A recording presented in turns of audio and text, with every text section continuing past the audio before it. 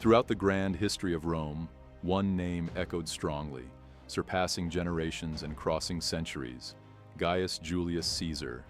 His life was a journey of courage, ambition, and tragedy. His story is marked by his rise to power, epic conquests, and, ultimately, a downfall that would forever change the destiny of Rome.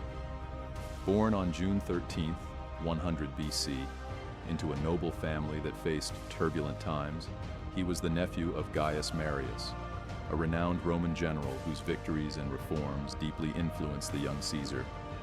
From a young age, Caesar showed himself to be restless and fearless, with a natural aptitude for leadership and an insatiable thirst for adventure. At the age of 16, after his father's death, Caesar took on the role of head of his family. However, the situation in Rome was not favorable. Political disputes, the constant struggle for power, and threats from Lucius Cornelius Sulla, the dictator of Rome, forced him to seek his own path far from the capital. With few options, Caesar saw the army as an escape. He was sent to Asia Minor, where he quickly distinguished himself for his bravery. The army became his school, the stage where he would begin to learn military strategy and the tactics he would one day use. During this experience, Caesar earned respect and admiration, receiving the civic crown for saving a fellow soldier in battle. This was the first sign of his great potential and the beginning of his rise. If you're enjoying the video, don't forget to show your support, leave a like, and subscribe to the channel. This helps us continue to bring you epic stories from ancient Rome. Years later, with Sulla's death, Caesar finally returned to Rome. However, upon his return, he discovered that his family's wealth had been confiscated. Rather than surrendering to fate, Caesar used one of the talents he had perfected during his years of military service: oratory. With his skill in public speaking, he won the position of lawyer and gradually restored his family's status. Thus, he established himself as a rising figure, someone who seemed determined to achieve power at any cost. In one of his travels through the Aegean Sea, Caesar's story took an unexpected turn. He was captured by pirates. Even in captivity, Caesar held himself with dignity, informing the pirates that his ransom should be double what they had asked, as his life was worth much more. At the same time, he also warned them that once freed, he would return to capture and punish them. The pirates laughed, ignoring his threats. But once he was freed, after the ransom was paid, Caesar fulfilled his promise of revenge. He returned with a small fleet, captured the pirates, and ordered their execution. This bold act spread his name throughout Rome, establishing his fame as a man of his word and an unyielding leader. With his reputation growing, Caesar also began to rise in Roman politics. He realized that real power lay in his ability to influence and control the masses. In this context, he formed strategic alliances, the most important of which was with Marcus Crassus, Rome's wealthiest man, and Pompey, a highly respected general who commanded significant influence. Together, they formed the First Triumvirate, an alliance that united the three most powerful men in the Republic. Crassus provided financial support, Pompey had the loyalty of the army, and Caesar, with his charisma, won over the people. With this union, Caesar was elected consul of Rome, the Republic's highest office. As consul, he quickly put his plans into action. His objective was to expand Rome's borders and achieve a glory few had dared to dream of. Caesar knew that to solidify his power, he needed military conquests.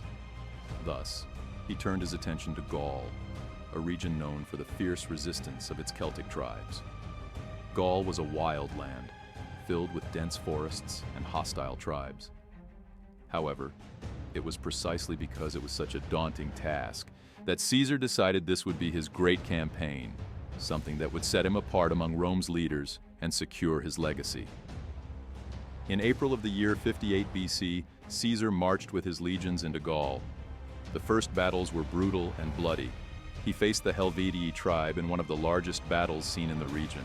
The discipline of the Roman legions was put to the test, but with intelligence and strategy, Caesar won, marking the beginning of his series of conquests. He would become a master of war tactics, using diplomacy to forge alliances with some tribes while subjugating others. Each victory brought new resources and wealth to Rome, but also to Caesar himself, who began to accumulate a personal fortune and a loyal army. As Caesar advanced in Gaul, facing tribes and consolidating his power, he never forgot his political ambitions in Rome. His victories increased his prestige, and over time, his fame began to threaten Pompey, his former ally. The tension between them grew, especially since with Crassus's death, the triumvirate started to crumble. Now the dominant power in Rome, Pompey viewed Caesar's growing prestige with suspicion and sought ways to contain him. With the end of his mandate as governor of Gaul, Caesar was expected to return to Rome and disband his legions, but he knew that doing so would mean relinquishing his position of power. In an unprecedented act of defiance, he decided to march with his troops toward Rome. Upon crossing the Rubicon River, he uttered the famous words, "The die is cast," declaring an open challenge to Pompey and the Senate. This act meant war. The Republic was now divided, and Rome braced itself for one of the bloodiest periods in its history. The ensuing civil war was relentless. Caesar, with his experienced army, faced Pompey's troops in a series of battles. Caesar's military skill and his soldiers' loyalty led him to multiple victories. Finally, after a decisive battle at Pharsalus, Pompey was defeated and forced to flee to Egypt, where he was ultimately assassinated. With Pompey's fall, Caesar returned to Rome as the undisputed victor. He was now the most powerful man in the Republic, an almost divine figure, revered by the people and feared by the Senate. With his position solidified, Caesar began to introduce a series of political and social reforms.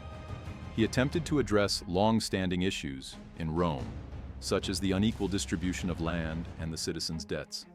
In many ways, he aimed to position himself as a fair leader, someone who could bring stability and prosperity to the Republic.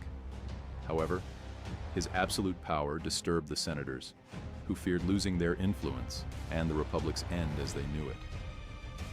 Caesar began to be seen as a potential tyrant, someone who might declare himself king and completely abolish the Republic. Although he denied such ambitions, the senators' fear continued to grow, especially among his former allies. Finally, a group of conspirators, led by Brutus and Cassius, decided that the only way to protect Rome was by eliminating Caesar. On March 15th of the year 44 BC, a date that would become known as the Ides of March, Caesar was betrayed. He was assassinated in the Senate, stabbed by the very men he trusted. His death did not bring peace, but instead plunged Rome into a new phase of chaos and civil war. His assassination did not save the Republic. Rather, it led to more disunity and power struggles, ultimately resulting in Rome's transformation into an empire under his nephew and heir, Octavian, later known as Augustus. Julius Caesar's life was an epic marked by ambition, power, and the pursuit of glory. From a young leader to an unstoppable general, his journey shaped the history of Rome and left a legacy that would echo for centuries. And to continue delving into the history of Roman emperors, I recommend an incredible video where we explore the lives of the most famous Roman gladiators. It's definitely worth watching. See you there.